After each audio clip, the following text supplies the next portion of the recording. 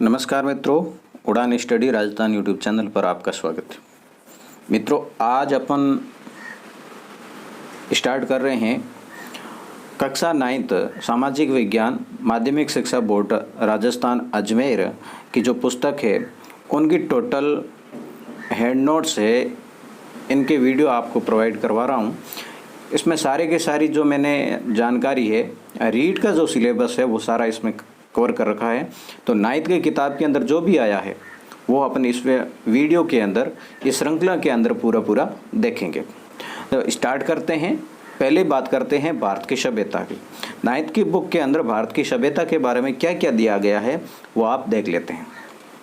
तो मैं फिर से आपको बता देता हूँ, ये जो वीडियो है इम्पोर्टेंट है, वो रीट 2020 के लिए है और रीट 2020 के स्टूडेंट है जो दोस्त है वो यहाँ है, इसको लास्ट तक देखें। सिंधु घाटी सभ्यता, प्राचीन भारत की सभ्यता सरस्वती व सिंधु इनकी सहायक नदियों के किनारे पर विकसित हुई। सिंधु नदी इनका उद्गम है तिब्बत के कैलाश मानसरोवर के उत्तर में स्थित सेंगेकबब सीमुग व हिमनद से ये निकलती है सिंधु नदी।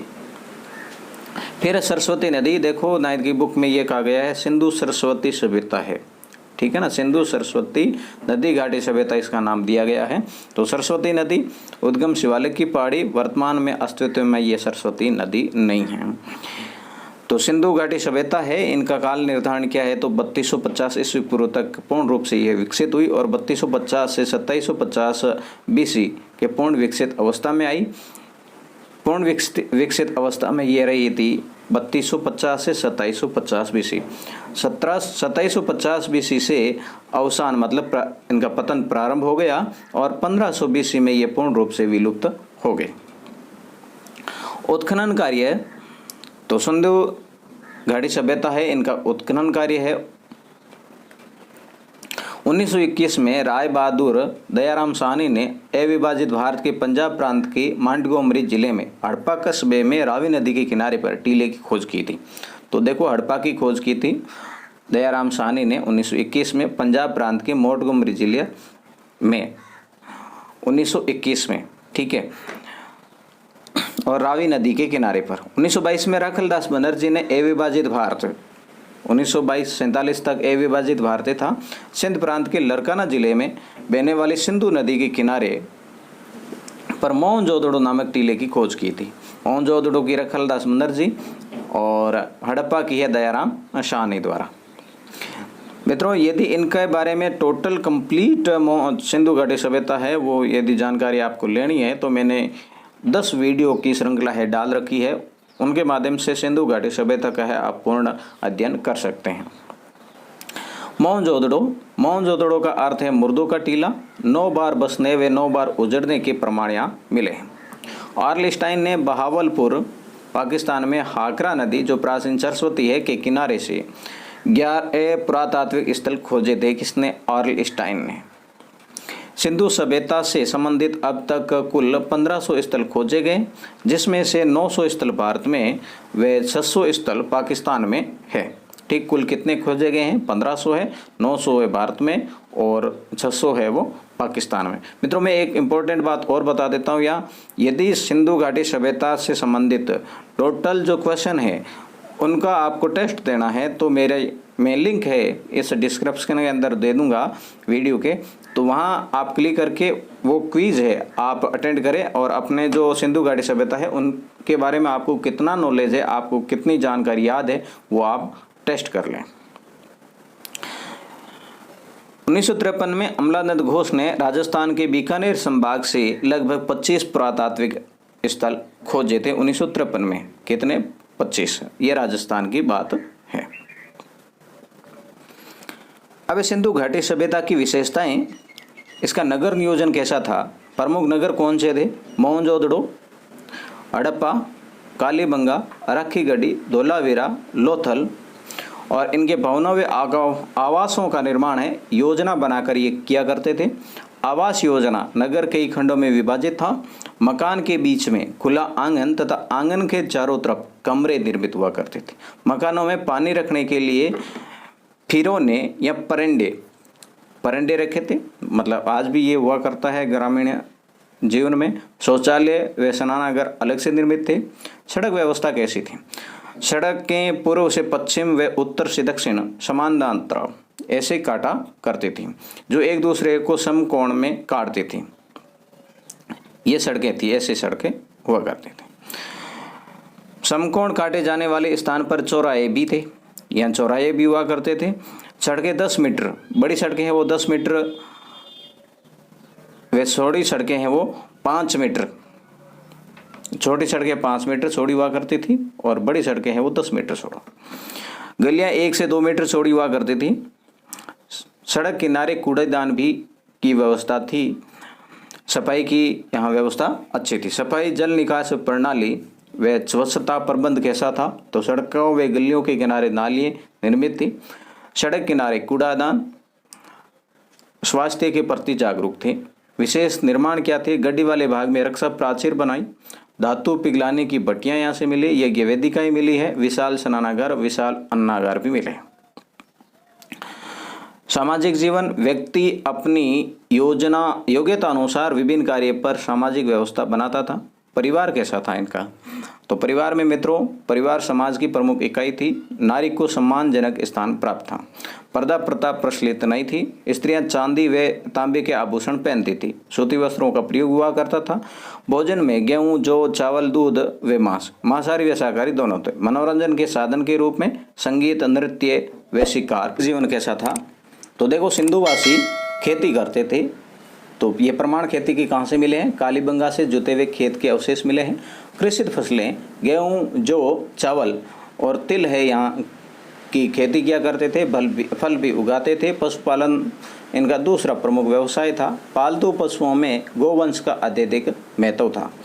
व्यापार व वाणिज्य, तांबे व कांसे के औजार व बर्तन तथा मिट्टी के बर्तन व मटके बनाने में वे निपुण थे। समुद्रों व कालीबंगा से तोल के बाट प्राप्त हुए हैं। तो देखो, तोल के बाट कहाँ से प्राप्त हुए हैं? वैसे तो मैंने ये विस्तृत जानकारी है सिंधु घाटी सभ्यता के जो 10 वीडियो बनाए उसके अंदर दे रखी है, फिर भी यहाँ देखो, समुद्रों व कालीबंगा से तोल के बाट प्राप्त हुए हैं। कालीबंगा में सेब की टूटी हुई पटरी प्राप्त हुई है। लोथल गुजरात से गोदीबाड़ा के अवशेष प्राप्त हुए हैं। मिस्र, सुमेर, सीरिया के साथ घनिष्ठ इनके व्यापारिक संबंध थे। मेसोपोटामियाई सभ्यता के साथ इनका क्रय विक्रय था, व्यापार था। ये एक व्यापार प्रधान सभ्यता थी। देखो, सिंधु सभ्यता एक व्यापार प्रधान सभ्यता थे। धार्मिक जीवन, सिंधुवासी प्राकृतिक शक्तियों के उपासक थे। पृथ्वी, पीपल, नीम, जल, सूर्य, अग्नि आदि की देवी शक्ति के रूप में ये उपासना करते थे। जादू, टोना, बलि, अंधविश्वास प्रचलित था। लोथल, बनावली, राखी कड़ी से अग्नि वेदिकाएं प्राप्त हुई है। यज्ञ के प्रमाण प्राप्त हुए हैं। मृतक का जो शव है वो गाढ़ा व दास क्रम दोनों किया जाता था। सभ्यता का अवसान कैसे हुआ, मतलब पतन कैसे हुआ? तो सभ्यता का पतन है प्राकृतिक कारणों से हुआ। ये केवल 9th की बुक में इतना ही लिख रखा है। अब बात करते हैं वैदिक सभ्यता। वैदिक सभ्यता के संस्थापक है आर्य। आर्यों का मूल स्थान, विद्वानों के अलग अलग मत हैं, यथा उत्तरी ध्रुव, मध्य एशिया और तिब्बत और यूरोप माना जाता है। वर्तमान पुरातात्विक एवं ऐतिहासिक साक्ष्यों से ये सिद्ध हो गया है कि आर्य मूलतः भारत के ही निवासी थे। देखो, 9th की बुक ये बताती है आर्य मूलतः कहाँ के निवासी थे? भारत के ही निवासी थे। आर्य एक गुणवाचक शब्द है जिसका अर्थ होता उत्तम, श्रेष्ठ, अच्छे आचरण करने वाला अथवा सुसंस्कृत व्यक्ति। आर्य शब्द का अर्थ क्या है? तो उत्तम, श्रेष्ठ, अच्छे आचरण करने वाला अथवा सुसंस्कृत व्यक्ति। वैदिक साहित्य, आर्यों द्वारा रचित साहित्य, वेद, ब्राह्मण ग्रंथ, उपनिषद, आरण्यक, षट वेदांग। 4 वेद है, वैसे सभी को पता है, ऋग्वेद, सामवेद, यजुर्वेद, अथर्ववेद। वैदिक सभ्यता की विशेषताएं। राजनीतिक संगठन, तो देखो वैदिक सभ्यता की विशेषताएं, पहले राजनीतिक संगठन बता देते हैं। राजनीतिक व्यवस्था इनकी कैसी थी? तो सबसे बड़ी राजनीतिक इकाई जन थी। सबसे बड़ी इकाई कौन सी थी? जन। जन का प्रमुख है राजन हुआ करता था। गोप या रक्षक, राजन को गोप भी कहा करते थे, जन का प्रमुख गोप हुआ करता था, रक्षक हुआ करता था या फिर राजन, एक ही बात है।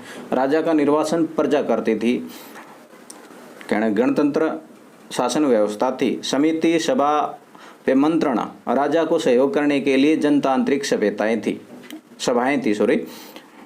सामाजिक जीवन इनका वर्ण व्यवस्था, वर्ण व्यवस्था प्रचलित थी। 4 वर्ण थे, ब्राह्मण क्षत्रिय वैश्य व शूद्र। जन्म आधारित न होकर क्रम आधारित थी। देखो वर्ण व्यवस्था है क्रम आधारित थी, कर्म व श्रम सिद्धांत पर आधारित थी, कर्म व श्रम सिद्धांत पर।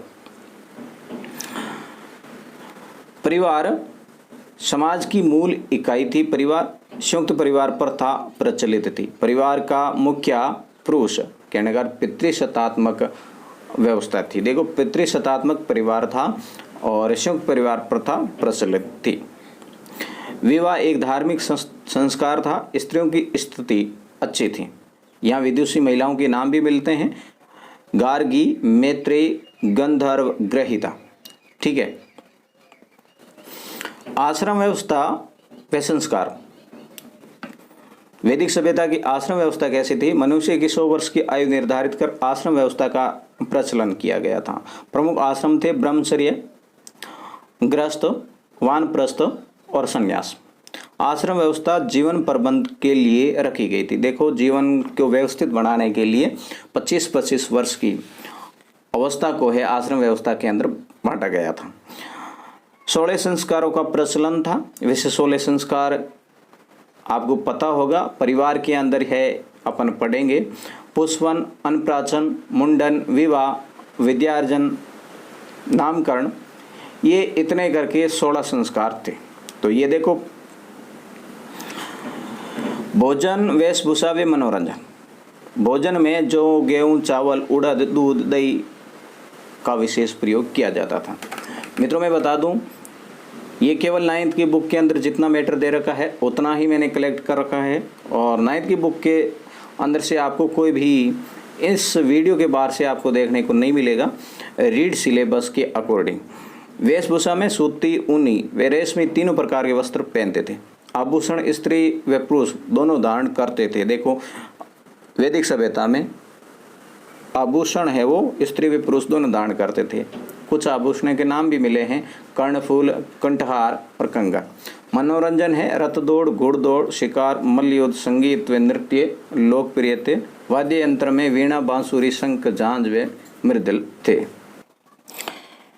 वैदिक सभ्यता की आर्थिक जीवन, कृषि व पशुपालन इनका देखो आजीविका है, मुख्य साधन है वो कृषि था या पशुपालन था। मुख्य आजीविका का मुख्य साधन क्या था? कृषि व पशुपालन। यदि मुख्य आ जाता है तो पशुपालन था इसका। पालतू पशु है गाय, हाथी, भैंस, हिरण, घोड़ा, बकरी व गधा। खेती का काम हल बैल से करते थे। देखो खेती का काम हल से करते थे। गाय को पवित्र व आर्थिक समृद्धि का केंद्र माना जाता था और गायों की संख्या है उन्नति का एक पैमाना था। जिनके पास में ज़्यादा गायें हुआ करती थी वो एक आर्थिक संपन्न व्यक्ति माना जाता था। उद्योग व व्यापार, लकड़ी, धातु, वस्त्र व चमड़े के उद्योग प्रमुख थे। व्यापार का माध्यम वस्तु विनिमय था। वस्तु विनिमय था, मुद्रा का प्रचलन नहीं था। भिषक, भिषक यहाँ शब्द आया है। भिषक का अर्थ है चिकित्सक। ऋग्वेद से प्राप्त यह शब्द है भिषक। भिषक यदि आ जाता है तो इनका अर्थ है चिकित्सक। गाय मूल्य की इकाई हुआ करती थी। निष्क नामक सोने के सिक्के प्राप्त हुए हैं। सोने के सिक्के, निष्क क्या थे? तो सोने के सिक्के थे। विदेशों से भी व्यापारिक संबंध स्थापित थे इनके। धार्मिक जीवन, वैदिक युग के लोग प्रकृति उपासक थे। प्रमुख देवता इंद्र थे, अग्नि, सूर्य, वायु, उषा व वरुण थे। प्रार्थना, स्तुति व यज्ञों द्वारा देवताओं को यह प्रसन्न किया जाता था। इसी लेसन के अंदर राजस्थान की प्राचीन सभ्यताएं है वो दे रखी है। तो पहले बात करते हैं अपन कालीबंगा की। कालीबंगा अवस्थित है हनुमानगढ़ जिले में सरस्वती घगर नदी के किनारे। नगर नियोजन के 2 टीले प्राप्त हुए हैं। प्रथम पूर्वी टीला है जहां से बस्ती के साक्ष्य प्राप्त हुए हैं, और पश्चिमी टीले में दुर्ग हैं जिनके चारों ओर सुरक्षा प्राचीर मिली हैं। दोनों टीले के चारों ओर सुरक्षा प्राचीर है। जुते हुए खेत के साक्ष्य जो संसार में प्राचीनतम है, कहाँ से मिले हैं? कालीबंगा से। दीवार ईंटों व गारे की सहायता से निर्मित थी। यहाँ से अग्नि वेदिकाएं भी प्राप्त हुई है। मिट्टी के बर्तनों वे मिट्टी की मोहरों पर सैंधव लिपि के प्रमाण जो अभी तक पढ़ी नहीं गई है, यहाँ मिले गए हैं। देखो, यहाँ से सैंधव लिपि के प्रमाण भी मिले हैं। पानी निकासी हेतु लकड़ी वे ईंटों से निर्मित नालियाँ मिली है। देखो, पानी निकासी हेतु लकड़ी से निर्मित नाली कहाँ से मिली है? तो कालीबंगा से हैं। मृतक के प्रति श्रद्धा व धार्मिक भावनाओं को व्यक्त करने वाली 3 समाधियाँ यहाँ से प्राप्त हुई है। पतन, सूखा व नदी मार्ग में परिवर्तन के कारण हुआ था। बात करते हैं आहड़ की। आहड़ स्थित है उदयपुर में बेडस नदी घाटी में विकसित ये हुई थी, और आहड़ आयड़ नदी के किनारे थे। बेडस, जिसको आयड़ नदी भी कहते हैं, पहले आयड़ अब बेडस। कांस्य युगीन संस्कृति का ये प्रमुख केंद्र था। तांबे की प्रचुर उपलब्धता व उपकरण बनाने के कारण ताम्र युगीन कौशल केंद्र के रूप में ये प्रसिद्ध है। प्रमुख केंद्रीय स्थान 500 मीटर लंबा धूलकोट का टीला प्राप्त हुआ है यहाँ से।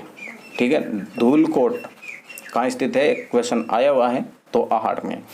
प्राप्त सामग्री या साक्ष्य तांबे की कुल्हाड़ियाँ प्राप्त हुई है। प्रस्तर वस्तुएं, मकानों में 4 से 6 सुले, संयुक्त परिवार व्यवस्था के प्रमाण यहाँ से प्राप्त हुए हैं। बालाथल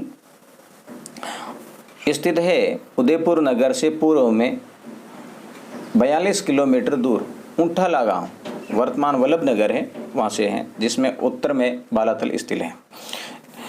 उत्खनन कार्य मार्च 1993 में दक्कन कॉलेज पूना के डॉक्टर VN मिश्रा के नेतृत्व में VS Sindhe, doctor RK Mohti, institute of Rajasthan studies, Rajasthan Vidyapeeth Vishwavidyalaya Udaipur के डॉक्टर देव कोठारी, डॉक्टर ललित पांडे व जीवन खरगवाल की देखरेख में इसका उत्खनन हुआ था। देखो, ये आप स्क्रीनशॉट ले सकते हैं और फिर देख सकते हैं। यदि इनकी 9th क्लास की पूरी ई-बुक आपको प्राप्त करनी है, ठीक है ना, उसमें ये सारे के सारे हैंड नोट है, इंक्लूड है, वो यदि प्राप्त करनी है तो उसका भी लिंक मैं वीडियो के डिस्क्रिप्शन में दूंगा, तो वहाँ आप प्ले करके वो बुक प्राप्त कर सकते हैं। ये सभ्यता आहड़ संस्कृति का ही विस्तार है। कौन सी? बालाथल। ताम्र उपकरण, तांबे से बने उपकरण का प्रयोग कुल्हाड़ी, चाकू, सैनी, उस्त्रा, बाग यहाँ से प्राप्त हुए हैं। मिट्टी के बर्तन खुरदरे व चमकदार बर्तन थे। बर्तनों पर सफ़ेद रंग का चित्रकारी थी। निर्माण कार्य मिट्टी व पत्थर से बना दुर्ग यहाँ से प्राप्त हुआ है। 11 कमरों के बड़े भवन और लोहा गलाने की पट्टियाँ बालाथल से प्राप्त हुई है।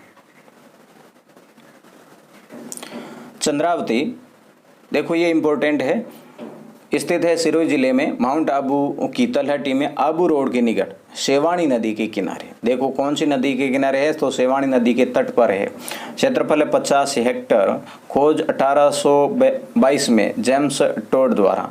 1980 में महाराजा सियाजी राय गायकवाड़ विश्वविद्यालय बड़ौदा के पुरातत्व विभाग द्वारा गहन सर्वेक्षण यहाँ किया गया, और 2013 एवं 2014 में इंस्टीट्यूट ऑफ राजस्थान स्टडीज साहित्य संस्थान के जनार्दन राय नागर, राजस्थान विद्यापीठ विश्वविद्यालय उदयपुर एवं राजस्थान राज्य पुरातत्व विभाग जयपुर द्वारा है यहाँ पर उत्खनन किया गया था। पश्चिमी भाग में 26 बीघा में फैले एक विशाल किले के अवशेष यहाँ से प्राप्त हुए हैं। कहाँ के? चंद्रावती के पश्चिमी भाग में।